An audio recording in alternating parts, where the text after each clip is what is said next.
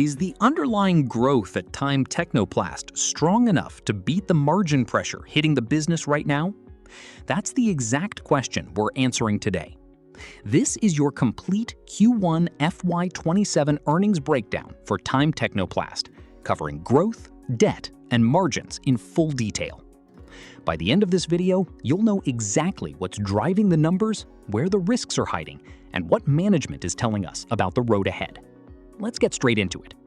Let's start with the headline numbers, because this is where the real story begins. Revenue for the quarter came in at 1,692.71 crore rupees, up 25.1% year-on-year. That is a very strong top-line number for an industrial manufacturing business. EBITDA came in at 225.40 crore, growing 15.1% year-on-year. Now, here's the catch. EBITDA margin actually contracted, coming in at 13.31%, down 116 basis points compared to last year. So, what does this tell us? The key takeaway on this slide sums it up perfectly. TIMETECHNOPLAST delivered strong top-line volume growth of 11.3%, but elevated raw material costs squeezed margins during the quarter. In simple terms, the company is selling more and growing revenue fast, but it's keeping a smaller slice of that revenue as profit right now. That sets up the entire narrative for this video, and we're going to unpack exactly why that's happening. So where exactly is this 25% revenue growth coming from? Let's break it down by geography. India revenues expanded by 30.1% year-on-year, while overseas revenues grew 16.9% year-on-year. That means the domestic business is actually growing much faster than the international business right now. In terms of revenue mix, 65% of revenue comes from the domestic market and 35% comes from overseas operations. But here's the more important number on this slide. The real engine behind this growth is a robust 11.3% consolidated volume jump. This is not just a pricing story. This is genuine volume growth, meaning more physical product is being sold. On top of that, the company also demonstrated pricing power, successfully passing through monthly polymer price inflation to its customers. So you have two growth levers working together here, higher volumes and effective price pass-through. And that combination is what's driving the strong top line. Now let's get into the part that matters most for this quarter, the margin squeeze, and more importantly, why it's happening. The chart here shows two lines, raw material costs and pricing pass-through, and there's a visible gap between them called the lag effect, which runs about 20 to 25 days gap. Here's the squeeze in numbers. EBITDA margin contracted by 131 basis points quarter on quarter, landing at 13.31%. The culprit behind this is raw materials, which now consumes 73.8% of revenue, up from 71.1% in the same quarter last year. That jump is driven by elevated polymer input costs. But here's the silver lining, and this is important context. TIMETECHNOPLAST operates on a formula pricing model, which means cost increases do eventually get passed through to customers. The catch is there's a mechanical 20 to 25 day gap before that pass-through fully reflects in the numbers. So essentially, raw material costs go up immediately, but the company's ability to raise prices to customers takes a few weeks to catch up.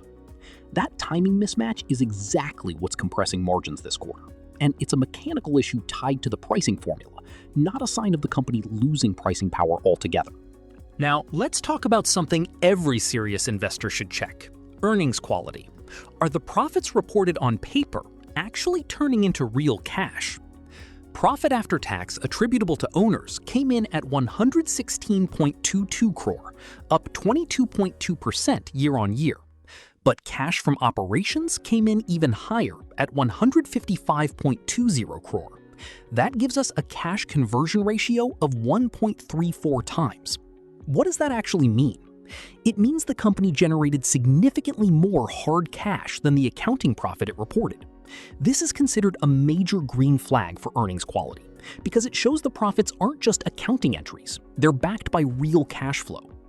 On top of that, this cash generation was strong enough to produce 80.10 crore in free cash flow for the quarter. In an environment where margins are under some pressure, having this kind of cash conversion strength is a genuinely reassuring sign for the underlying health of the business. Let's move to the balance sheet, and this is where the story gets even more interesting. The chart shows total debt on a clear declining trend over recent quarters.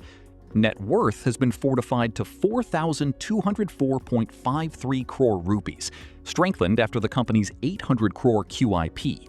That's a qualified institutional placement, essentially a fundraise through equity.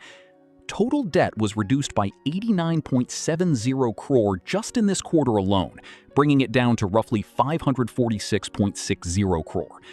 That brings the debt-to-equity ratio down to 0.13 times, which is an extremely conservative level for an industrial manufacturer.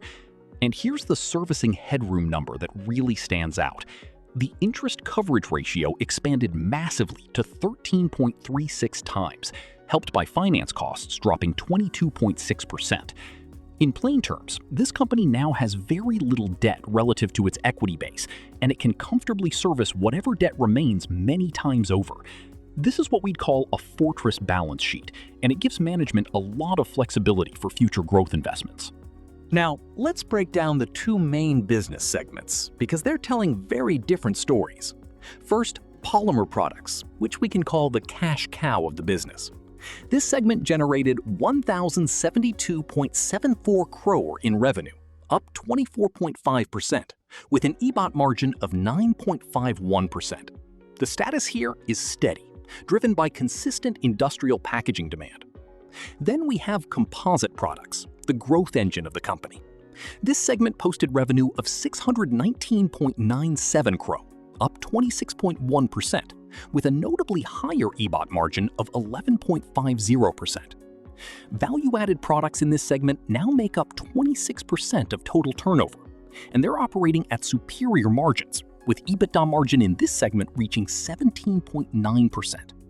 So the pattern here is clear. The composite, value-added side of the business is growing faster and earning fatter margins than the traditional polymer packaging side. And that shift matters a lot for the company's long-term margin profile. Let's zoom in even further on two specific product lines that are driving this margin shift. First, IBCs, or intermediate bulk containers. Revenue here came in at 221.50 crore, up 24% year-on-year, with volume growth of 12.7%. This is a fast-growing format, and the company just completed a new automated production line in Silvassa to support it. Second, composite cylinders, used for CNG and LPG applications. This segment posted revenue of 168.60 crore, up 29.3% year-on-year, with volume growth of 23.1%. The key driver here is CNG cascades, which grew 18.9% year-on-year and represent a massive shift toward high-margin solutions within this category. Both of these product lines are growing faster than the overall company average, and both sit within the higher-margin composite segment, reinforcing exactly why management is leaning into this part of the business. Growth isn't just about what happened last quarter, it's also about what's already locked in for the future. And this is where the order book comes in. The company has 390 crore worth of confirmed industrial packaging tenders in hand. It also has 235 crore in PE pipes orders, and management has specifically guided that the second half of the fiscal year should drive 60 to 65% of annual pipe volumes, which tells you this segment is seasonally back-ended. Finally, there's 185 crore in composite cylinder orders, largely driven by CNG cascades. Put together, this confirmed order book gives strong near-term revenue visibility, meaning the top-line predictability here is solid, even if there's macro volatility in the broader environment. Let's talk operational efficiency and valuation. Working capital has moderated to 110 days, and management is targeting 90 days over the long term, which would be a meaningful improvement if achieved. Return on capital employed, or ROCE, currently stands at 18.9%, and management is guiding toward 24% over the next 3 years, a fairly ambitious but clearly stated target. On the valuation side, trailing 12-month diluted earnings per share stands at 10.24 rupees. And one important detail worth flagging here, this growth is described as completely organic, with 0 exceptional items in the quarter. That means there's no one-time gain or accounting adjustment inflating these numbers. What you're seeing is the real underlying performance of the business. No earnings breakdown is complete without looking honestly at the risks. So let's cover the bear case. First, raw material cyclicality. Margins here are heavily tied to volatile crude oil and polymer prices, and we already saw exactly how that plays out with the margin squeeze earlier in this video. Second, geopolitical disruptions. Tensions in West Asia could threaten freight timelines, supply chains, and export demand from the Middle East region, all of which matter for a company with meaningful overseas exposure. Third, infrastructure delays. Lumpy government and EPC tender clearances can severely delay seasonal PE pipe revenues, which ties directly back to that H2-weighted order book we discussed earlier. These are the 3 risk factors worth keeping on your radar as you track this stock going forward.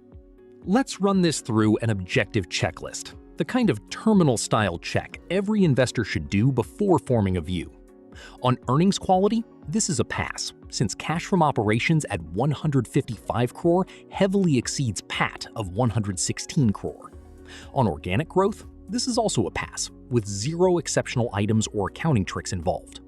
On leverage risk, another pass, with the debt-to-equity ratio at multi-year lows of 0.13 times, representing a genuinely fortress-like balance sheet. But there's one item marked as watch rather than pass, and that's margin stability. The 116 basis point contraction this quarter means investors should closely monitor how that 25-day polymer pricing lag plays out in Q2.